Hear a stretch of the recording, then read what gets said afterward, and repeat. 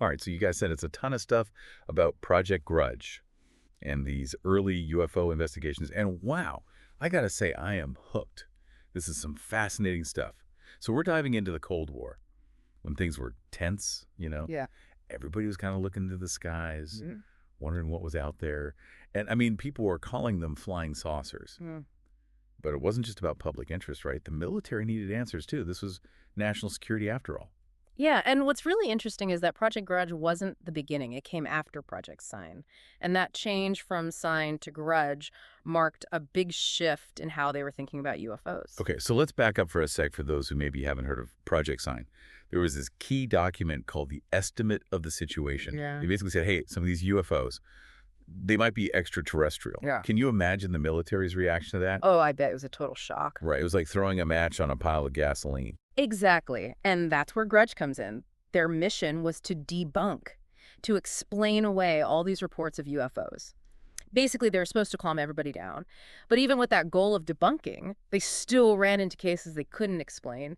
And you can see that in the documents you sent. Okay, so before we get into those unexplained cases, I'm curious about how much Project Grudge actually did. What was the scope of their work? Oh, they were analyzing hundreds of reports. Everything from what military pilots were seeing to what everyday people were reporting. They were working with the FBI, the CIA, you name it. They were really pulling out all the stops to try and figure this stuff out. Wow, so they were casting a pretty wide net.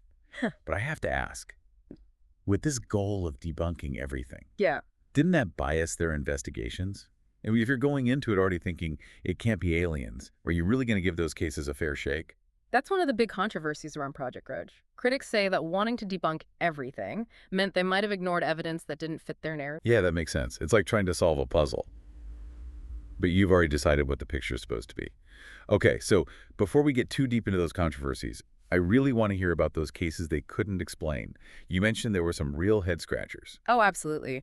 One that stands out is the Mantell incident.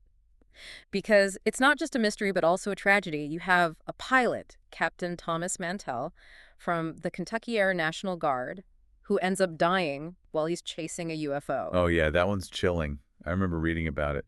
And what's even more unsettling is that Project Grudge, with all their resources and expertise, they couldn't figure out what happened. It's true, they investigated it really thoroughly, but their final report was basically like, we don't know. And this was at a time when people were already really anxious about UFOs. I bet that just fueled the conspiracy theories even more, like something right out of the X-Files. So did that incident, did it hurt Grudge's credibility? No. Oh, absolutely. It became a huge focal point for criticism. You can actually see this in some of the newspaper articles you sent. The Mantell incident just solidified this idea in the public's mind, that the government wasn't being completely honest, that maybe they were hiding something. And based on your research, Mm. do you think those accusations of cover-ups and lack of transparency, were they valid? Was there any pushback from within Project Grudge itself? Well, there's definitely documentation of people within the project feeling frustrated. Some felt like the pressure to debunk everything, to find some normal explanation no matter what. Right. It prevented them from doing truly thorough and unbiased investigations. Wow, so imagine being a scientist on this project. You're seeing all this strange stuff, but you're being told to explain it all away. There must have been a lot of inner conflict there. Oh, yeah, there are accounts of researchers expressing concern that valuable data was being ignored or downplayed simply because it didn't fit with this narrative of debunking. So what was the long-term impact of all this? How did Project Grudge end up shaping how the public saw UFOs? Well, there's no denying Project Grudge had a big impact. But in a way, it backfired. Trying to debunk UFOs actually made people distrust official explanations even more. And that paved the way for civilian UFO research groups to form.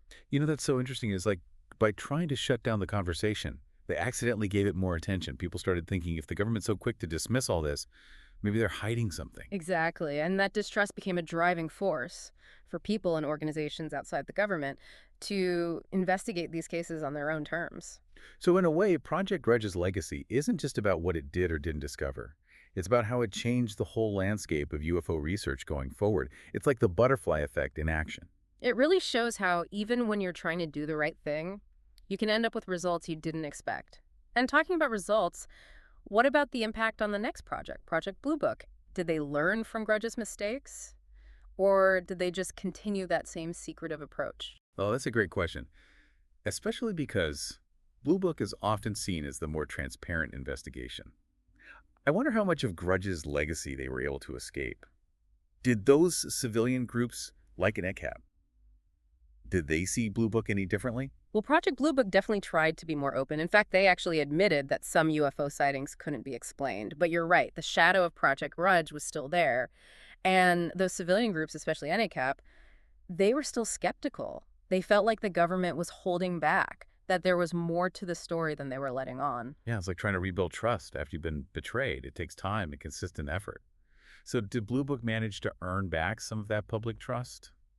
Or was it just business as usual? It's kind of a mixed bag, to be honest. On one hand, they did investigate more cases, and they were more willing to say, hey, we don't have all the answers. But on the other hand, there were still accusations of them being selective with data, downplaying evidence that didn't support their official narrative. It sounds like that constant struggle between reassuring the public and wanting to control what people believe. Exactly. And we see that same tension even today with the recent stuff that came out about those secret Pentagon programs, the ones that were investigating UFOs. We're talking about ATIP, right? Yeah. Advanced Aerospace Threat Identification Program. Yeah.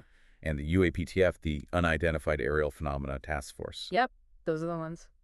The fact that these programs existed but were kept secret for so long shows that the government never really stopped being interested in UFOs. They might have changed their approach, but the curiosity and maybe even concern is still there. It's like they learned a tough lesson from Project Grudge and the public's reaction. They realized they couldn't just ignore the phenomenon completely. That's a really good point. It seems they went with a more subtle approach, acknowledging that UFOs are real while still keeping something secret. And that brings us to today, where we're seeing a renewed push for transparency from both the public and even some people within the government. It's like we've come full circle, from the hushed-up investigations of Project Grudges to open congressional hearings about UAPs. It's amazing how much the conversation has changed. And that change is largely because of Project Grudge's legacy and the public's continued demand for answers. That distrust that started back in the 1940s has grown into a full-blown movement for transparency and accountability. You know, it's incredible to see how the documents you sent trace that evolution. From those early newspaper articles about flying saucers to declassified government memos, it really paints a picture of this back and forth between secrecy and revelation. And at the core of it all is this human desire, this need to understand the unknown. Even when the government denied things, people never stopped asking questions. They never stopped searching for the truth. Okay, so we've talked about the big picture stuff, the history, the controversies, the public perception. But let's zoom in a bit. I'm curious about the actual methods, the nuts and bolts of Project Grudge's investigations. How did they try to explain away these UFO reports? They relied a lot on what they called scientific analysis. They tried to explain sightings using things we already know, like weather inversions, those temperature changes that can make light bend in weird ways, or even migrating birds that could be messing with radar signals. So basically, they were looking for earthly explanations for events that seemed out of this world.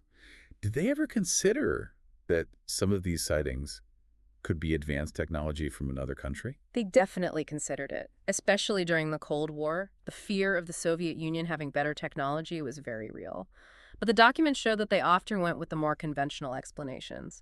It was almost like they didn't want to admit that another nation might have technology that was better than ours. It sounds like a classic case of wanting to believe we're the best. There's definitely some of that in the documents. And to be fair, some of their explanations made sense. They looked into everything, from planes that were misidentified to things in space like meteors or bright planets. Yeah, I can imagine back then. With what they knew about aerospace technology, it would be easy to mistake something like a weather balloon for a flying saucer. Absolutely. But it's important to remember that not all of their explanations were so easy to dismiss. They had some pretty advanced technology for the time, like radar systems and early types of photo analysis. They even talked to experts in different fields, like meteorology, astronomy, and psychology. Wow, that's actually really impressive. It sounds like they were genuinely trying to look at this from all angles. They were, and that's one of the things that makes Project Grudge so interesting. It wasn't just a bunch of people sitting around saying everything was fake. They were using the best tools and knowledge they had at the time to try and figure out these strange events. It's almost like they were pioneers in a way, even though their mission was controversial. Exactly. It's that mix of scientific rigor and predetermined goals that makes Project Grudge such a complicated and debated part of the history of UFO research. You've said a few times that Grudge had access to some pretty advanced technology, at least for back then. Can you give us some specific examples? I'm picturing those old black and white photos Yeah. of scientists huddled around giant computers analyzing data. You're not too far off. They didn't have the supercomputers we have now, but they were using some of the earliest forms of computer analysis.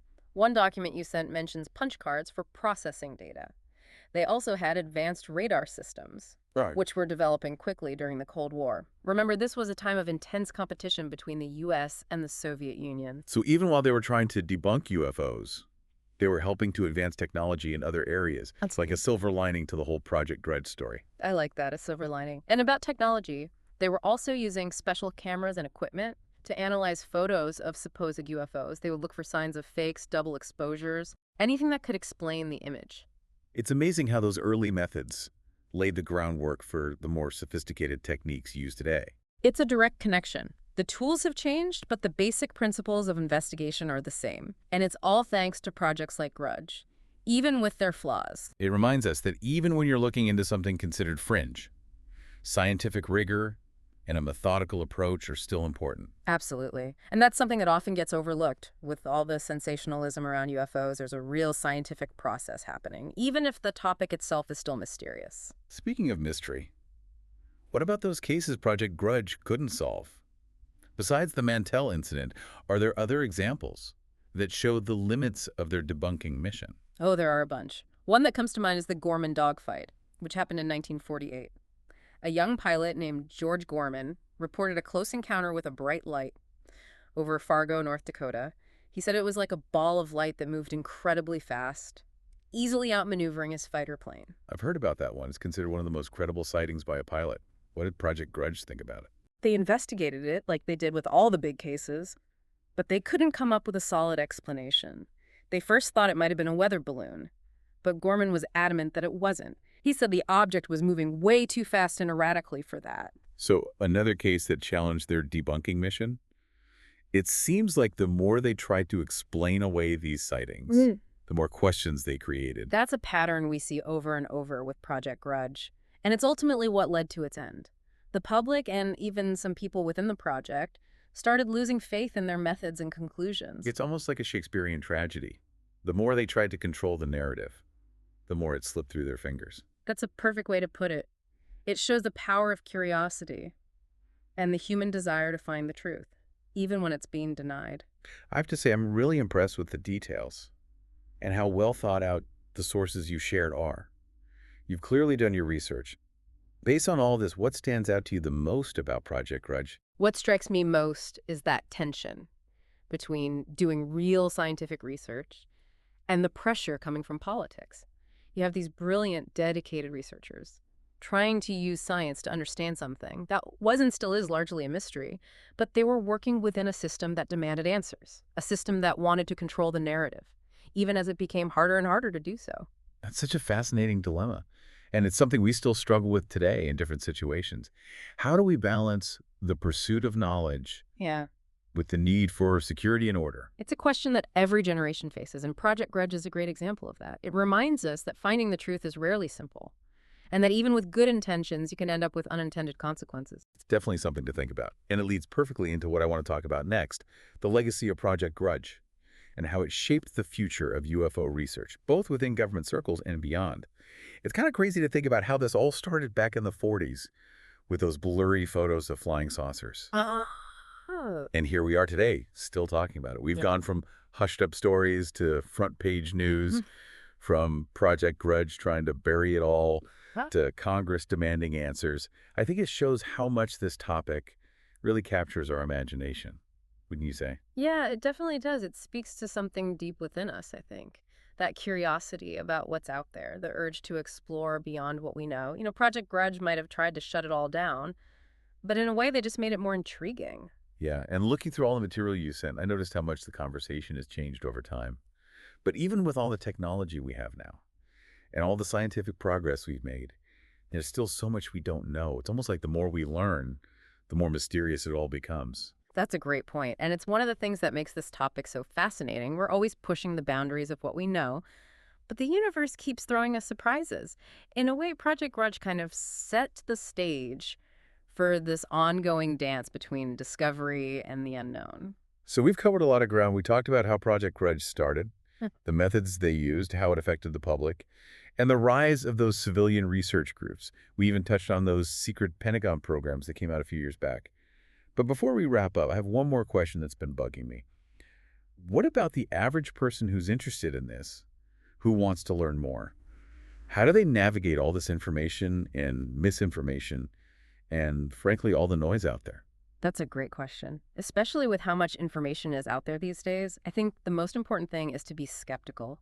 Don't just believe everything you read or hear, whether it's from the government, from researchers, or even from so-called experts. So be skeptical, but not just any kind of skepticism. You're talking about informed skepticism, right? Exactly. Do your own research, read from different sources, and be open to different viewpoints. And maybe most importantly, be okay with not knowing everything. There's nothing wrong with saying, I need more information, or I'm not sure what to believe. It's about being comfortable with the mystery, accepting that there are things we don't understand yet. Mm, And that's what makes it so exciting, right? The fact that there's still so much to explore. exactly. It's about that journey of discovery, the thrill of searching for answers, and who knows, maybe someday, with all the researchers out there working on this, we'll finally figure out what UFOs are all about. But until then, the search itself is pretty rewarding. I love that the search is the reward. And with that, I think we've reached the end of our deep dive into Project Grudge and those early days of UFO investigations. But this is just the start of your own exploration, right? Definitely. There's a whole world of information out there waiting for you. And you never know what amazing things you might find. We want to thank you for sending us all this incredible material and for inspiring this deep dive. Keep asking those questions, keep searching for those answers, and most importantly, keep that sense of wonder alive Because as they say, the truth is out there. somewhere out there. Thanks for joining us on the Deep Dives.